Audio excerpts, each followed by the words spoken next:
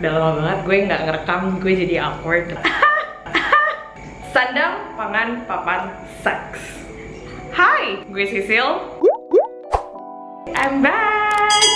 Banyak banget ya beberapa alasan orang melakukan hubungan seks. Selain untuk procreation atau untuk melahirkan bayi, people atau manusia melakukan hubungan seks itu macam-macam alasannya. Bisa untuk kesenangan, bisa untuk stress release, bisa untuk ketika dia punya sakit kepala makanya dia berhubungan seks. So yeah, people have been having sex for many reasons. Hello, menurut lo gimana caranya Homo sapiens bisa survive? Jelas itu dia karena berhubungan seks. So yeah, it is something normal. Sandang, pangan, papan, seks. So, hari ini gue pengen ngomongin apa yang terjadi sama tubuh kita selama kita melakukan hubungan seks. Ya, ada tahapannya. Yang pertama, awalnya asik. Di fase ini, ereksi dimulai. Ereksi dari penis, ereksi dari vagina, ereksi klitoris, ereksi dari pentil kalian atau nipples. Yes, vagina juga malah mengalami ereksi. Kalau misalnya kalian nggak tahu, gue pernah bikin videonya di sini. Gue bilang kalau di situ vagina ketika dalam keadaan ereksi dia itu jadi ukurannya menjadi 2 kali lipat lebih panjang daripada yang sebelumnya. Wajar, it makes sense karena penis itu juga mengalami ereksi, begitu juga dengan vagina. Lu pikir lubang vagina kita sampai usus? Jelas tidak. Mohon maaf bapak-bapak, ibu-ibu. Vagina kita normalnya itu cuma 3 cm. Lalu dia akhirnya membesar melakukan ereksi hingga 400%. Seingat gue kayak gitu. But ya, check the video right here. Selain itu, pembuluh darah juga mulai membesar. Jadi dia memberikan pasokan darah semakin banyak ke bagian-bagian tubuh lainnya, seperti ke muka. Makanya wajar kalau misalnya muka lo mulai memerah, karena darah yang mengalir ke area muka itu semakin banyak. Begitu juga dengan darah yang mengalir di penis, di vagina, hingga di bagian payudara. Dan inilah alasan kenapa vagina juga mulai melakukan lubrikasi pada tahap ini. Next, B. Berproses. Dari level A terus berproses. Nafas mulai tuh berlomba-lomba. Denyut nadi juga mulai kayak berlomba-lomba. Pada tahap ini otot juga ikutan menegang. Efeknya sama ketika kalian kardio, lari ataupun renang. Kira-kira pada tahap ini udah ada sekitar 20 hingga 100 kalori yang terbakar. Sebetulnya itu nggak banyak-banyak banget sih, tergantung dari lamanya durasi seks kalian dan berat badan kalian. Bibir vagina pada tahap ini juga udah mulai puffy, membengkak sedikit. That's the reason why kenapa kalau misalnya lo ngerasa oh kok kayak rada bengkak, itu wajar karena yang tadi pembuluh darah kan membesar tuh, jadi juga aliran darah mulai banyak yang masuk ke situ. So yeah, that's normal and that's beautiful. Next, check. Climax. Kontraksi terjadi baik di vagina ataupun penis, lalu boom, orgasm. Yeah, so yummy, beautiful, so intense. Lo merasakan ada duar.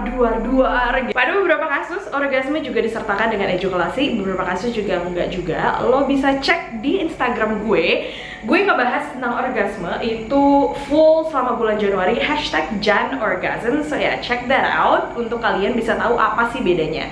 Biasanya di tahap climax ini disertai dengan refleks otot di bagian tubuh lainnya. Jadi kalau misalnya kalian ngerasa kalau tangan, kaki kalian itu ngerasa ada kontraksi atau ada refleks yang tiba-tiba kayak berkedut gitu atau tiba-tiba kayak bergetar, it's very normal karena disinilah tahap climax itu terjadi. Ketika climax, pada proses ini, di C ini, hormon rasa senang dan hormon bonding mulai dikeluarkan. Oxytocin, dopamine, serotonin, itu tuh mulai keluar gitu. Jadi kalau misalnya di tahap ini lo merasa kayak gue bahagia banget gitu, itu normal. Bahkan juga ada beberapa orang ketika di tahap orgasme dan tahap climax ini mendapatkan emotional release. Jadi kalau misalnya lo orgasme, abis itu lo ketawa atau lo nangis, it's very normal karena orgasme bagi beberapa orang bisa sangat intens. Balik lagi tergantung dari koneksi dengan pasangan, balik lagi dengan keadaan badan kalian, balik lagi dengan keadaan kepala kalian. So yeah, it's very normal to experience a lot of things and different things every time you have sex. So, pada tahap orgasme ini, karena adanya hormon oksitosin, ini yang biasanya suka dimiskonsepsikan atau suka disalahartikan oleh beberapa perempuan. Karena Hormon oksitosin ini memang hormon kayak bonding love hormone. Disinilah lo merasa kayak oh my god, this person is the love of my life gitu, kayak lo cinta banget dengan orang ini juga cinta banget sama lo. Padahal sebenarnya that's just your hormone. Ladies, be careful with that. Lalu pada tahap selanjutnya, udahan. Setelah semuanya keluar, setelah orgasme lu semuanya keluar gitu ya, selalu merasa kalau oh yes, setelah lo merasa seperti itu, mulailah otot-otot lo menjadi kembali rileks, pembuluh darah lo kembali balik lagi ke ukuran yang normal, penis vagina lo mulai flaccid, penis kembali dalam ukuran normal, vagina kembali dalam ukuran normal, klitoris kembali ke bentuk awal, otot-otot juga udah mulai rileks. Setelah orgasme ini biasanya muncul hormon yang namanya prolaktin. Jadi wajar aja ketika lo habis melakukan hubungan seks, lo merasa kalau gue ngantuk, gue capek, wajar tidur lo jadi lebih nyenyak karena ada efek dari hormon prolaktin ini. Everything relax, everything just back to normal, and you are ready for your baby time sleep. Is that even a word? I don't know. Tapi kira-kira seperti itu. So tadi A, B, C, D itu adalah proses dimana apa yang terjadi sama tubuh kita sebelum, dalam, dan sesudah melakukan hubungan seks. I really hope this video helpful for you. Maaf, gue juga udah mulai jarang upload video, dan sekarang gue udah bertekad untuk mau coba untuk lebih banyak ngupload lagi karena gue tahu kalian semua pengen ngeliat gue.